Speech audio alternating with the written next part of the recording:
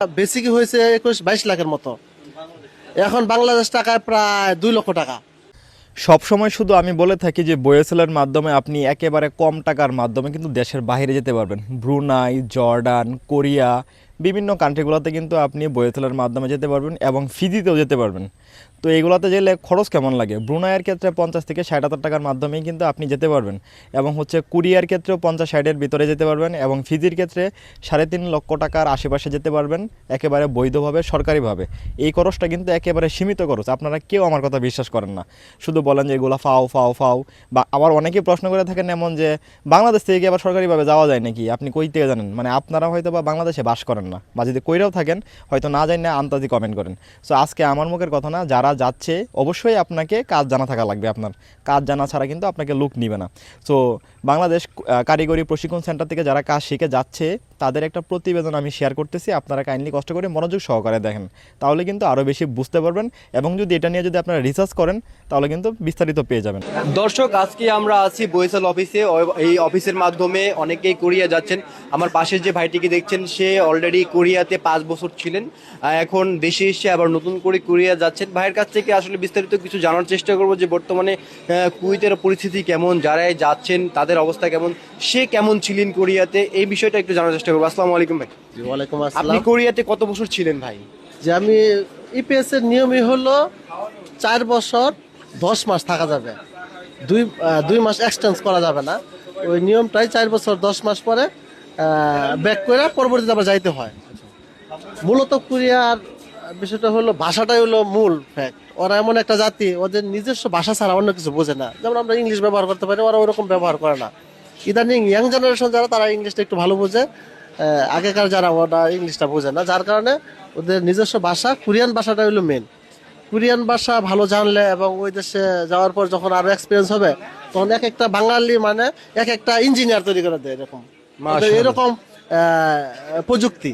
আচ্ছা, যার কারণে আপনি ওখানে কি কাজে ছিলেন? যে আমি সাধারণত গাড়ির পার্টস তৈরি করতাম। আমার পার্টসগুলো জার্মানিতে যেত, বিএমডব্লিউ গাড়ির পার্টস তাই বেশি তৈরি করতাম। এবং কি একটা সুবিধা কি, কোরিয়া থেকে গেলে আবাসন প্লাস খাবার পুরাটাই কোম্পানির মালিক বেয়ার করে, নিজের কিছু খরচ লাগে না। আনুষঙ্গিক কিছু কেনাকাটার এক্সট্রা আর কিছু লাগে ওইখানে না। ভাই প্রথম থেকে আপনার স্যালারি কেমন ছিল এবং শেষে স্যালারি কত হয়েছিল? এখন প্রতি বছর স্যালারি বৃদ্ধি পায়, এটা কোরিয়ার শ্রম আইন অনুযায়ী। প্রথম আমাদের ছিল 12 লাখ সামথিং, এখন ওটা পর্যায়ক্রমে বাড়তে বাড়তে, এই যে বাংলা টাকায় কত? বাংলা টাকায় তখন 1 লাখ ছিল, এখন এটা বেসিক হয়েছে 21-22 লাখের মতো। এখন বাংলাদেশ টাকায় প্রায় 2 লক্ষ টাকা। ওকে, মানে সর্বনিম্ন 2 লাখ টাকা হচ্ছে কোরিয়াতে বেতন। ওভার টাইম থাকলে ভাই 3 লাখ টাকার নিচে কারো আসে না এরকম বর্তমানে। আপনি তাহলে পার মান্থ 3 লাখ করে ইনকাম করতেন? ওই সময় 2.5 লাখের মতো থাকতো, আমার কোম্পানি ব্যস্ত ছিল তো। ওভার টাইম হইলে তখন প্রায় 2 লাখ 2.5 লাখ আপ এরকম থাকতো। ওকে, তার মানে নতুন যারা যাবে তাদের বেতন তো কেমন থাকতে পারে? এখন বেতন বেসিকই প্রায় 2 লাখ টাকা বাংলা টাকার, এবং ওভার টাইম করলে সাধারণ শ্রমিকের প্রায় ন্যূনতম বাংলা টাকার 3 লক্ষ টাকা আসবে।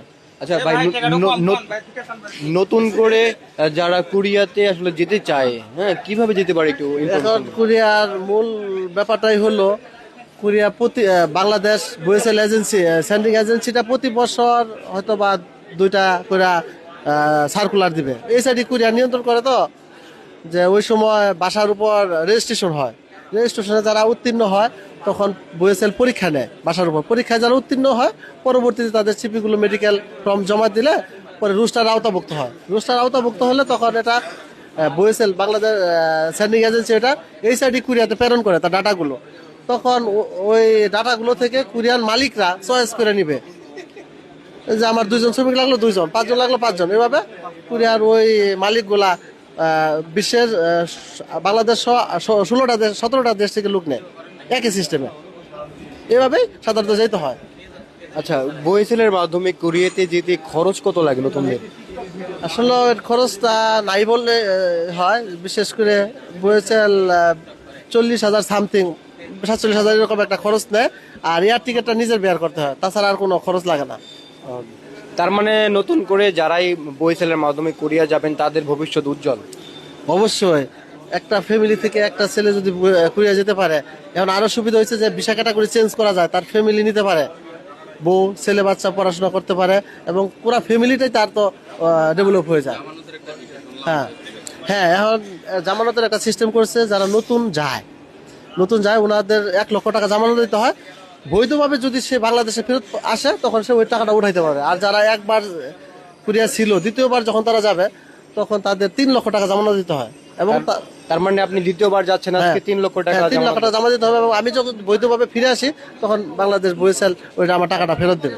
আচ্ছা আচ্ছা, অনেক ধন্যবাদ, অনেক গুরুত্বপূর্ণ কথা শেয়ার করলেন। আসলে কোরিয়া সম্পর্কে এই বিষয়টা হচ্ছে অনেকেই অজানা ছিল। আমরা আসলে খুঁচিয়ে খুঁচিয়ে বের করার চেষ্টা করছি যে বর্তমানে বইসেলের মাধ্যমে যারা কোরিয়া যাচ্ছেন বা যেতে ইচ্ছুক তাদের কিভাবে বা কি হতে পারে তাদের ভবিষ্যৎ।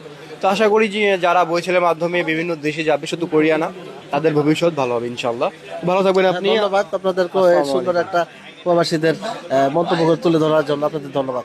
আমি আছি বরিশাল ভোলা জেলা থেকে। ভাই কোন জেলা থেকে? আমি নারায়ণগঞ্জের 2,500 থেকে। ভাই কোন জেলা? খুলনা জেলা থেকে। টাঙ্গাইল জেলার টাঙ্গাইল শহর থেকে। আচ্ছা, সবার কি একটু নেই। ভাই কোন জেলা? খুলনা থেকে। ফেনী থেকে। ভাই ময়মনসিং ভালুকা থেকে। আমরা টাঙ্গাইল থেকে। বুঝি নাই। আমরা কোরিয়াতে আবার ছিলাম। কুয়েতে ছিলেন? না, কোরিয়াতে দ্বিতীয়বার কোরিয়াতে অলরেডি ছিলেন? হ্যাঁ, দ্বিতীয়বার যাচ্ছি। কোরিয়াতে আসলেন কেন তাহলে?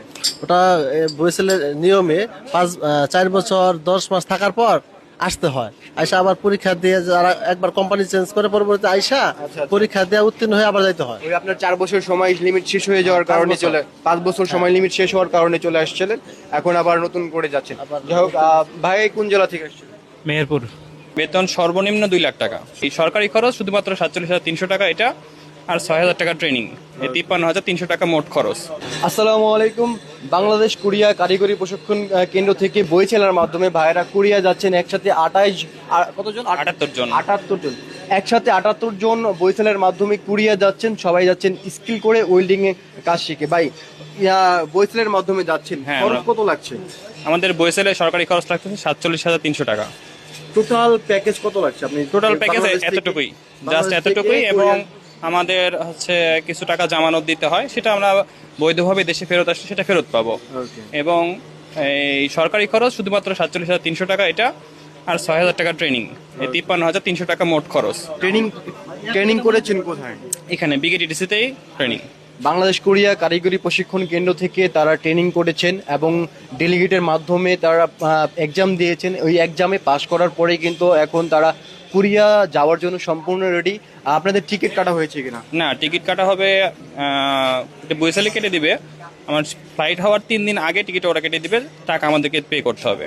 তো আপনারা আমাদের নিয়মিত ভিডিও দেখেন যে বইসেলার মাধ্যমে অনেকে ফ্রিতে জর্দান যাচ্ছেন, অনেকে ব্রুনাই যাচ্ছেন অল্প খরচে, অনেকে জাপানে যাচ্ছেন, ভাইদের মতো কোরিয়া যাচ্ছেন, ভাইরা কোরিয়া যাচ্ছেন, অনেকে জাপানে যাচ্ছেন। তো আপনারা ঘরে বসে না থেকে স্কিল করুন। শুধুমাত্র যে ওয়েল্ডিংয়ে স্কিল করবেন তা না, এখানে বিকেটিটিসিতে সব ধরনের স্কিল কিন্তু করানো হয়। ড্রাইভিং বলেন, অটোমেশন বলেন, সব ধরনের কিন্তু স্কিল করানো হয়। এবং আপনি আপনার জেলাতে খোঁজ নেন, আপনার জেলাতে যে টিটিসি রয়েছে ওই টিটিসিতেও কিন্তু অনেক ধরনের প্রশিক্ষণ সম্ভব রয়েছে। আপনারা যদি ওখানে প্রশিক্ষণ নেন এবং বইসেলের মাধ্যমে যোগাযোগ করেন, সেক্ষেত্রে কিন্তু ভালো একটা দেশে যেতে পারবেন। অন্যথায় আপনারা সবসময় আমি বলি যে বইসেলের মাধ্যমে বা বাংলাদেশি সরকারি মাধ্যমে আপনারা বিদেশে যান, দালাল বা এজেন্সির মাধ্যমে গিয়ে অনেকেই প্রতারিত হচ্ছে। ভালো এজেন্সি, ভালো দালাল কিন্তু এখন ওইরকম পাওয়া যাচ্ছে না। সম্পূর্ণ আপনারা যাচ্ছেন, ভাই বেতন কত থাকতে পারে এখানে? বেতন সর্বনিম্ন 2 লাখ টাকা। সর্বনিম্ন 8 ঘন্টা বেতনে, 8 ঘন্টা দিনে পরিশ্রমে সর্বনিম্ন বেতন 2 লাখ টাকা। আর ওভার টাইম হলে তো 2.5 লাখ 3 লাখ এটা হতে পারে, এটা কোম্পানি ভিত্তিতে। সর্বনিম্ন 2 লাখ টাকা। একসাথে 78 জন যাচ্ছেন, তার মানে অনেক হিউজ যাচ্ছেন। আপনারাও চেষ্টা করলে যেতে পারবেন। ভাই আপনার সাথে একটু কথা বলে, আপনিও তো যাচ্ছেন, জি। কতদিনের ট্রেনিং করলেন? আমরা এখানে হচ্ছে 13 দিনের ট্রেনিং থাকে আমাদের। 7 দিন হচ্ছে বাসার উপরে, আর বাকি হচ্ছে 3 দিন বয়েসেলে, আর বাকি 3 দিন হচ্ছে আমাদের ওয়েল্ডিং এর উপরে একটা basic 3D dirty, difficult, dangerous, এটার উপরে আমাদের 3 দিনের। আপনার কি ওয়েল্ডিং এর কোনো এক্সপেরিয়েন্স ছিল? না, আমার কোনো কোনো এক্সপিরিয়েন্স ছিল না। এখানে এসে এখন বেসিক যে নলেজটা ওটা আমরা নিচ্ছি আর কি। তো এখানে অনেকেই প্রায় 78 জন কিন্তু দেখতে পাচ্ছেন যাচ্ছে একসাথে কোরিয়াতে। বিভিন্ন জেলা থেকে তারা আসছেন, তাদের স্কিল নিয়ে তারা কোরিয়াতে যাচ্ছেন তাদের স্বপ্ন বাস্তবায়ন করার জন্য। আপনারা যারা নতুন বেকার রয়েছেন, স্কিল শিখুন, কাজে শিখুন। শুধুমাত্র ওয়েডিংয়ে যে যেতে হবে এটা কোনো বড় কথা না। ড্রাইভিং আছে, অটোমেশন আছে, অনেক ধরনের কাজ কিন্তু রয়েছে, কম্পিউটারের কাজ রয়েছে, পাশাপাশি গার্মেন্টসের কাজ রয়েছে, বিভিন্ন ধরনের কাজ রয়েছে। বরিশালের মাধ্যমে বিভিন্ন দেশে যাওয়া যাবে, সমস্যা নাই। বিশেষ করে বর্তমানে Brunei, Jordan, Russia, Korea, Japan এগুলো একটু বেশি ভিসা হয়। তো আপনারা একটু যোগাযোগ রাখবেন যাতে আপনাদের ভবিষ্যৎ উজ্জ্বল করতে পারেন।